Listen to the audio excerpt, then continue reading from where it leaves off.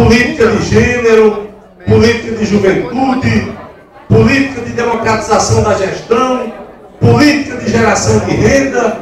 Nada disso fazia parte do cenário administrativo desta capital do Estado. Absolutamente nada. Revejam os jornais, aqueles que lá fora tiverem alguma dúvida. Percebam e busquem informações. Relembrem, porque você não vai encontrar absolutamente nenhum tipo de registro acerca dessas políticas que para nós são políticas estruturantes, são políticas essenciais. E em apenas 7 anos, esta cidade passou a incorporar isso e muito mais. Passou a inverter prioridades. Passou a tratar aqueles que só eram lembrados em época de eleição como cidadãos e cidadãs, inclusive com a perspectiva de interferir nos rumos cotidianos de uma gestão a partir da participação, inclusive, no orçamento democrático. Percebam nessa cidade, nesta nossa capital, percebam lá no Funcionários 2, lá no Padre Zé, lá no Alto do Céu, percebam naqueles bairros onde só imperava a violência e a falta total de condições dignas de vida. Andem por aí, ou peçam para aqueles que tentam nos distratar, andarem por aí, para perceberem o que é dignidade de uma gestão que soube respeitar o dinheiro do povo e soube, principalmente, aplicar esse dinheiro nas prioridades que essa população foi definindo, aprendendo e errando, mas foi definindo ao longo de cada ano. Eu tenho uma esperança muito grande para Paraíba, porque nós não estamos inventando nada. Nós estamos dando continuidade a um projeto que é o mesmo. Nós estamos colocando um projeto onde todas essas concepções, claro com as suas diferenças, claro com os universos diferentes, porque não se governa a Paraíba como se fosse um município.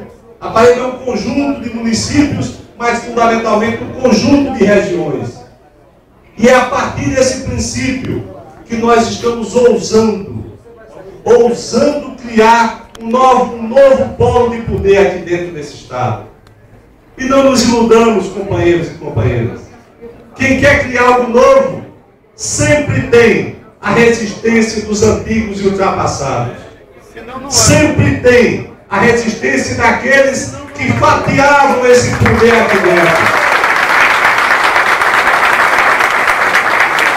Tem a resistência de setores que, quando eu tomei conhecimento, porque eu sinceramente não tinha, e eu percebia a grande parte que ficava para beneficiar tão poucos. E essa grande parte precisa ser repartida com a maioria. Só que esses poucos têm muito poder. Esses poucos são multiplicadores e são formadores de opinião. Esses poucos têm acesso à informação, têm acesso à mídia. E eu já vi esse filme, e nós já vimos esse filme. Nós vimos esse filme, por exemplo, com o companheiro presidente Lula, onde, desde o início, se buscou incorporar políticas públicas e uma elite que, de uma forma ranzinza, raivosa, uma forma absolutamente irracível, tentava segregar e discriminar um governo que teve a coragem de começar a olhar para a maioria desse povo. Mesmo que essa maioria, muitas e muitas vezes, para fazer isso, tivesse que tirar daquela minoria. Nós estamos fazendo um caminho talvez mais difícil, porque o nosso Estado, ele infelizmente nunca teve a oportunidade de ter uma experiência no campo democrático e popular. E nós estamos no século XXI. Não é fácil refazer essa história. Não é fácil refazer esse ciclo. E é preciso compreender isso para que a gente perceba a razão de tantos ataques. Nunca se foi tão atacado enquanto governo como o nosso governo vem sendo atacado por uma grande parte da mídia ao longo desses 10 meses. Observemos, aqui nesse estado se trocou um governo no meio do mandato. No meio do mandato se trocou o governo. Pesquisem nos jornais, pesquisem os programas de rádio, pesquisem tudo aquilo que está escrito ou falado, para ver se nós encontramos 5% dos ataques diários e cotidianos que o nosso governo é obrigado a conviver e é obrigado, muitas vezes, a ter que responder a um monte de factóides. É uma luta cotidiana, é uma luta diária. Nós avançamos num canto, aí já se eleva uma mentira do outro para poder tentar naturalmente fazer com que aquilo não prolifere enquanto política pública importante. Esse Estado hoje, e nessa semana, está aqui Júlio, que é do Sebrae, estava lá o BNB, nós assinamos foi 170 milhões para 2 anos só no programa de geração de renda na área de microcrédito. Nós criamos o Empreender Mulher. Nós estamos começando a movimentar uma soma que vai fazer uma grande revolução na base da economia desse Estado. Nós já tínhamos liberado mais de 5 milhões para mineradores, para piscicultores, para apicultores, para gente que nunca sonhou ter um Estado onde esse Estado pudesse investir na produção, investir na economia, mas na economia de baixo, na economia dos que têm menos. E isso, permanentemente se tenta uma outra notícia para tentar encobrir aquilo que está efetivamente avançando.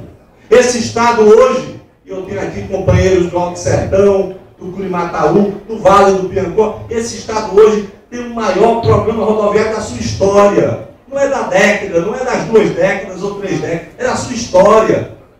São 380 milhões agora que estão sendo investidos e pagos para fazer com que 800 quilômetros de rodovia sejam implantadas dentro do nosso Estado. Com essa liberação de ontem, que a companheira presidenta Dilma determinou e acertou, nós teremos mais 410 quilômetros. Hoje, eu como governador e nós como militantes, podemos sonhar, nos permitir a sonhar, em ver daqui a 6 anos no máximo, esse Estado não tendo mais nenhum município, nenhuma cidade ilhada através do asfalto. Nenhuma.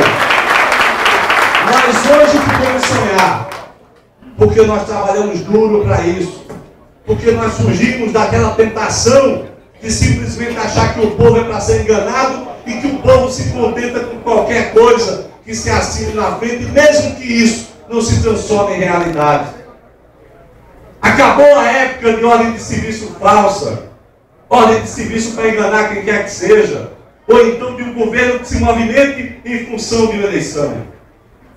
Primeiro, nós temos como militantes de ser criteriosos com a nossa história, para que a gente possa angariar o respeito, porque o respeito não passa em buscar meia dúzia de aplausos nos momentos difíceis. O militante tem que ter a coragem de enfrentar os momentos difíceis. O militante, ao ver uma discussão, onde talvez ele nesse momento seja minoritário, ele precisa chamar para si a capacidade de dizer, mas não é assim não, doutor, a coisa é outra. Aquela coisa que sai é mentira.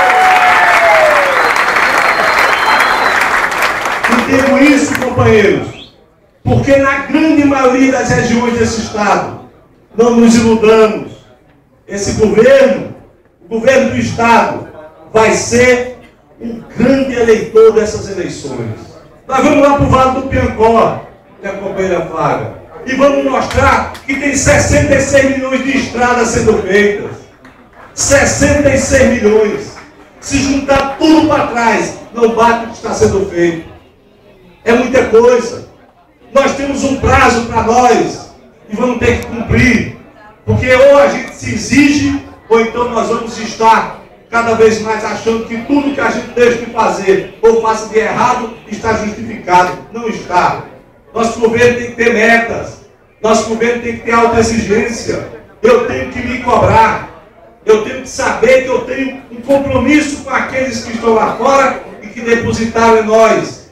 Talvez contra todas as expectativas, mas depositaram em nós a perspectiva de mudar esse Estado. Porque se não fosse dessa forma, não tinha jeito de uma candidatura como a nossa ganhar uma eleição que na Paraíba sempre foi muito apertada, ganhar uma eleição com 150 mil votos de maioria. Claro, isso demonstra que o povo não é bobo. O povo pensa, raciocina, reflete. O povo olha as coisas e não vai naquela onda de quem recebe o cartão para estar enchendo os programas de rádio no rodízio permanente de notícias que são falsas ou então que são notícias de decadência. Eu participava do programa segunda-feira e tinha alguém dizendo a rodovia Mulungu-Alagoinha está parada há muito tempo. Aí eu encontro com os companheiros ali e disse, mas rapaz, os tratores estão rasgando é tudo, não tem, se ficar na frente, a turma passa por cima. Ou seja, a política da desinformação. E o importante é que a gente compreenda, e vocês receberam isso nesse caderno de tese aqui, um resumo daquilo que esse Estado está fazendo. Mas até fevereiro nós vamos ter mais 4 hospitais. Mas mais importante do que 4 hospitais novos funcionando, muito mais importante vai ser a nossa capacidade de criar uma rede dentro desse Estado, com aqueles que já têm, para desafogar os grandes hospitais, para poder dar o direito ao povo a ter uma assistência digna e ao mesmo tempo para poder necessariamente pensar em saúde pública e não apenas o governo do Estado pensar na saúde estadual. Cada município vai pensar na saúde municipal e no final das contas quem paga tudo isso, que é o povo, fica sempre em último lugar. Esse é o nosso desafio. Mas para que a gente faça isso, tem gente que perde. Tem gente que deixa de ganhar. Tem gente que ganhava contra o bem-estar da população e que automaticamente passa a perder. E são essas pessoas que reagem. E é por isso que cada um de nós, lá dentro de qualquer cidade, nós precisamos ter a coragem para poder enfrentar essa situação, porque nós governamos até hoje sem ter uma só propaganda. Não tem uma publicidade do governo do Estado. Uma nota restabelecendo verdades a gente não pode colocar, porque só agora a licitação de publicidade está conseguindo terminar. E nós passamos 10 meses. Nós ultrapassamos situações onde até furadeira de parede foram dizer que estava enfiando na cabeça de um cidadão que porventura estivesse sendo operado. Até isso. Ultrapassando todos os limites do absurdo. Mas só com a lógica de tentar atingir o governo. Mas só que essa madeira aqui nossa é de lei.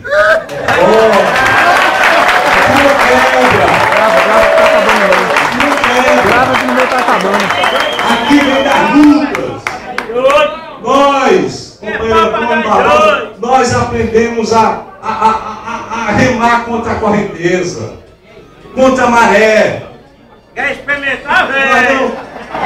Vem todo mundo, Zé, vem todo mundo.